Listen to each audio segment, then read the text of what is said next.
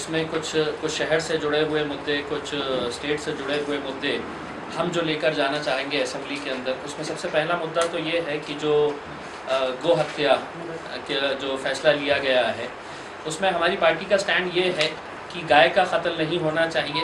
ये इसके हम पूरे हक़ में है। उस बात की इज़्ज़त भी करते हैं कि आप एक हिंदू समाज उसको माता मानता है, हम उसका पूरी तरह से तो आदर करते हैं।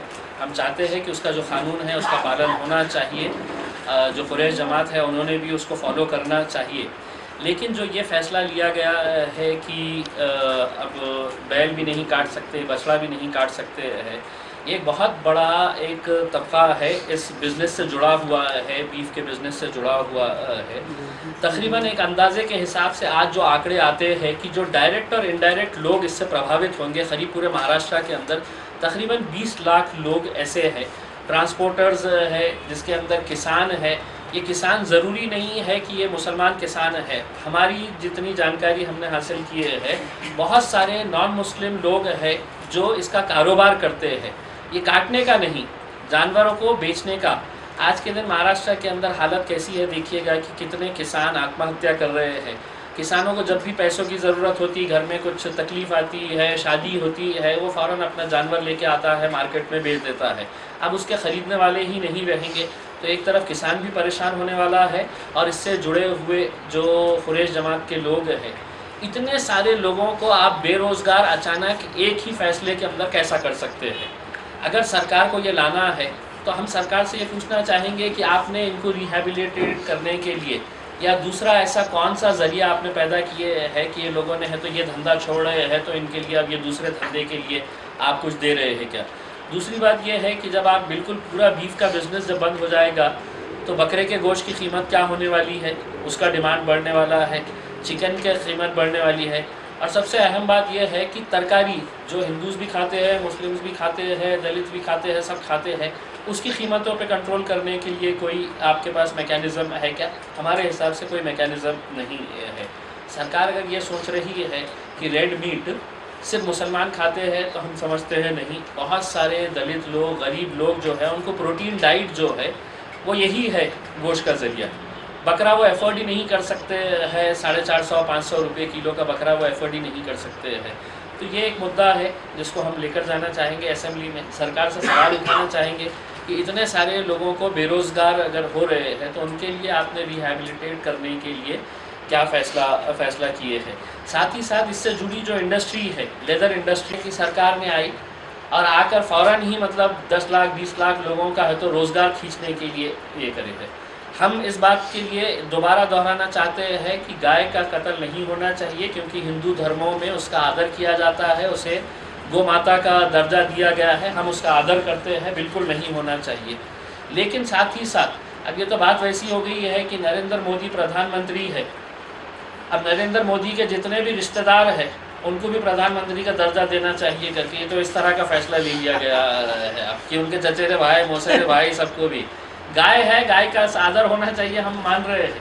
लेकिन अब गाय के रिश्तेदारों को भी बोल रहे हैं कि नहीं, हाथ नहीं लगाना चाहिए करके। तो एक पुराना बिजनेस है, कई सदियों से चला आ रहा है, तो उसको इस तरह से बंद करने का ये फ़ैसला जो है ये मोर ऑफ अ पॉलिटिकल फ़ैसला है। अपना वोट बैंक मजबूत करने के लिए ये फ़ैसला लिया गया है, हम ये मानकर चलते हैं। कुरैश बिरादरी के साथ, महाराष्ट्र की कुरैश बिरादरी के साथ आज तक हमें ऐसा नहीं लगा है कि कोई भी राजनीतिक पार्टी है तो उनके साथ खड़ी है। हम ये ऐलान करने के लिए आज ये किए हैं कि कुरैश बिरादरी जो भी फ़ैसला लेंगी, जो भी आंदोलन करना चाहेंगी, उसके साथ मजलिस पूरी तरह से, पूरी ताकत के साथ उनके साथ खड़े रहेगी। उनके हर मसले को हल करने के लिए वो उनके साथ पूरी ताकत के साथ जुटी रहेगी। तो साथ लेकर चलना चाहते हैं सिवाय मुसलमानों को। तो ये जो आप जो फ़ैसले ले रहे हैं ये हम समझते हैं कि ये देश के हित में नहीं है। अगर आप देश को विकास की ओर ले जाना चाहते हैं तो कभी भी देश विकसित नहीं होगा जब तक आप पूरे समाजों को, पूरे धर्मों को, पूरे मज़हबों को तरक्की की राह पर नहीं लेके जाएं, सबको साथ लेकर नहीं चले। अब इसमें ये सवाल है कि कांग्रेस ने अब ये फ़ैसला लिया है कि साहब हम लोग अधिवेशन तब तक नहीं चलने देंगे जब तक है तो सरकार ये नहीं।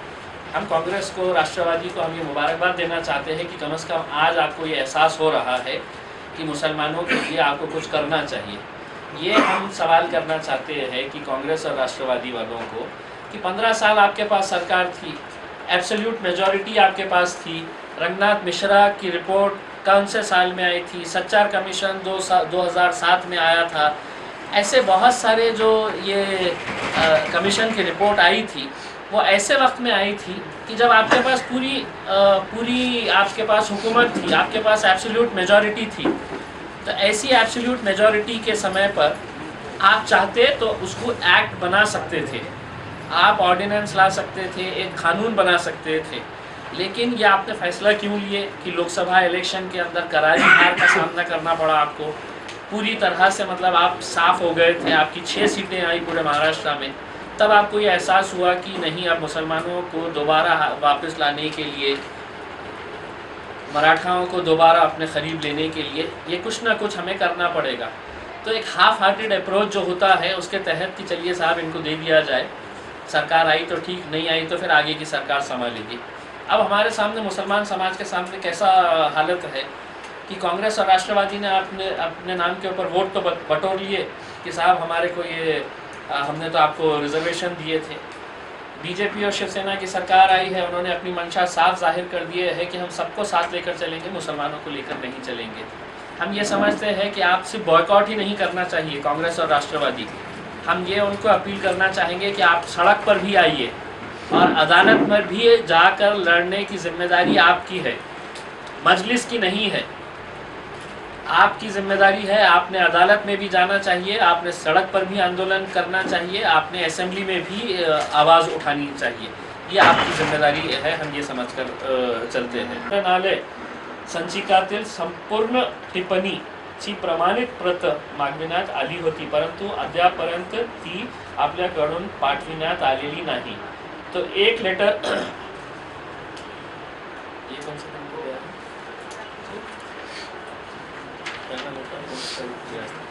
पहला लेटर मैंने भेजा था 23 जनवरी 2015 को, 23 जनवरी 2015 को, और दूसरा लेटर कब गया था? 27। ये भी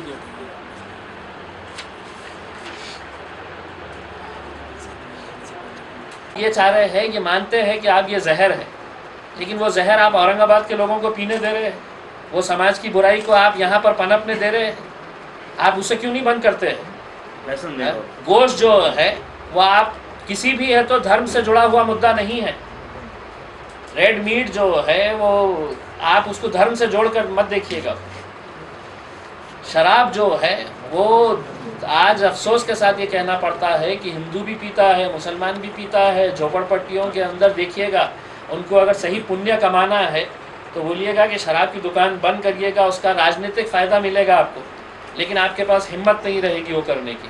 और मजलिस है तो वो एक कैंपेन चलाएंगी, हमारी तरफ से हम एक कैंपेन चलाएंगे, हमारे कॉरपोरेटर्स की ये जिम्मेदारी रहेगी। ख़ासकर मेरे चुनावी क्षेत्र के अंदर हम कॉरपोरेटर्स को ये जिम्मेदारी देंगे कि आपने कानून है शराब की दुकानें बंद करवा सकते हैं अगर वहाँ की महिलाएं। उस कॉरपोरेटर को ये जिम्मेदारी दी जाएगी कि आपके मोहल्ले के अंदर, आपके अगर मोहल्ले में शराब की दुकान है, वो दुकान आपने बंद करवाना चाहिए।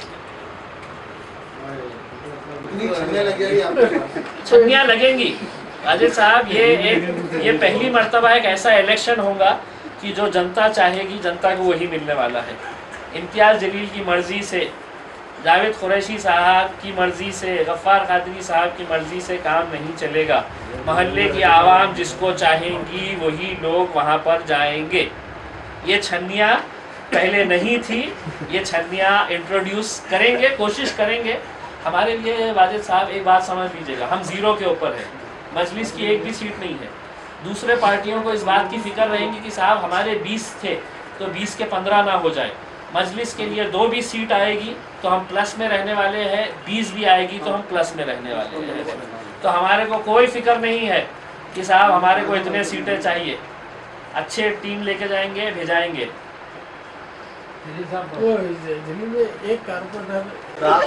नहीं, आपको मैं एक दूसरा एग्जांपल देता हूँ। एक कैंडिडेट मेरे पास आए और उन्होंने बोले साहब मेरी बीवी के लिए ये देना है करके इलेक्शन में। बोला ठीक है भाई, जब कोई करेंगे। वो साहब के वालिद मेरे पास आए तो मैं बोला हाँ जी भाई मैं मिल लिया हूँ, आपके बेटे आए थे। नहीं बोले मेरे बेटे की बात मत करो, बोले मैं मेरे लिए बात करने के लिए आया ये फैक्ट है, मैं किसका नाम नहीं ले रहा हूँ। बाप बेटे फाइट भी होगी इसमें।